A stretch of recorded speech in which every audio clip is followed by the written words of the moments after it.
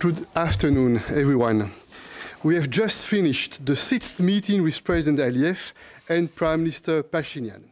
Our exchanges have once again been frank, honest, and substantive.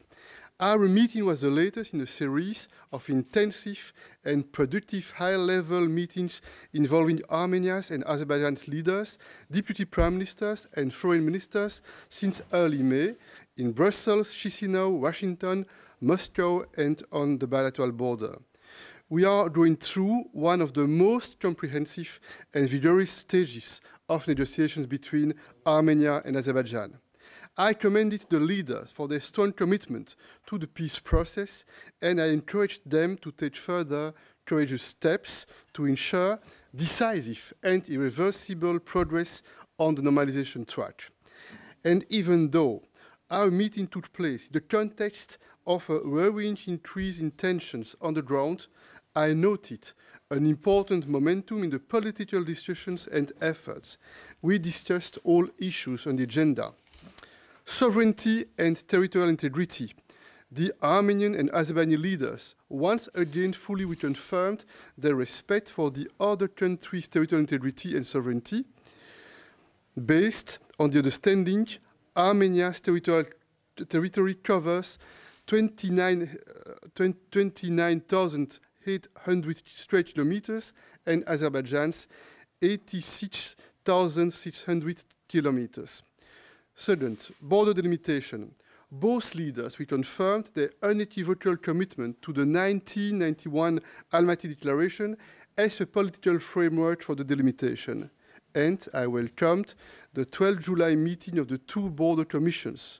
Work has advanced on the statutes of these commissions and on discussions regarding the basis for delimitation. And, this is very important, the leaders agreed to intensify and accelerate the work of the commissions. Third point, connectivity. On connectivity, the sides also made clear progress over the past 2 months in their discussions aimed at unblocking transport and economic links in the region.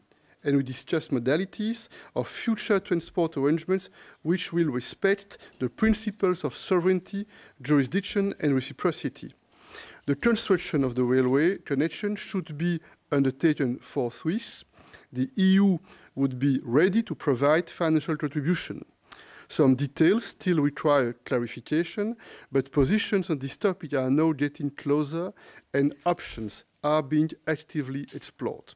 Fourth point, humanitarian supplies.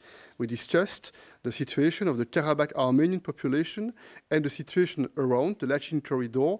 The current state of affairs is clearly not sustainable and is in no one's interest. We also discussed possible concrete steps to help bring the situation back to normal.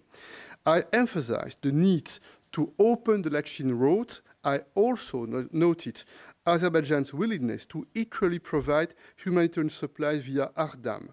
And I see both options as important, and I encourage the humanitarian deliveries from both sides to ensure the needs to the population are met. I also welcomed the resumption of medical evacuations by the ICRC. Fifth point, rights and security.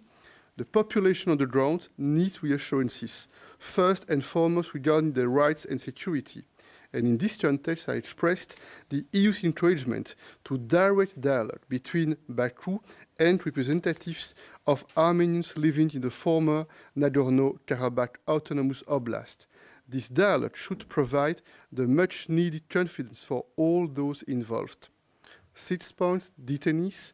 We equally discussed the issues of detainees, and the leaders, we confirmed their commitment to the gentleman's understanding that the release of soldiers who inadvertently crossed to the other side would be facilitated. And I advocated for the release by both sides of detainees.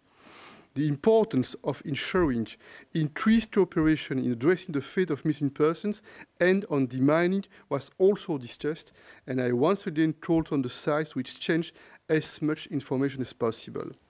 Last point, the follow-up. We agreed that our teams will remain in close contact to ensure concrete follow-up on what has been discussed today. Real progress depends on the next steps that will need to be taken in the near future. As a matter of priority, violence and harsh rhetoric should stop in order to provide a proper environment for peace and normalization talks.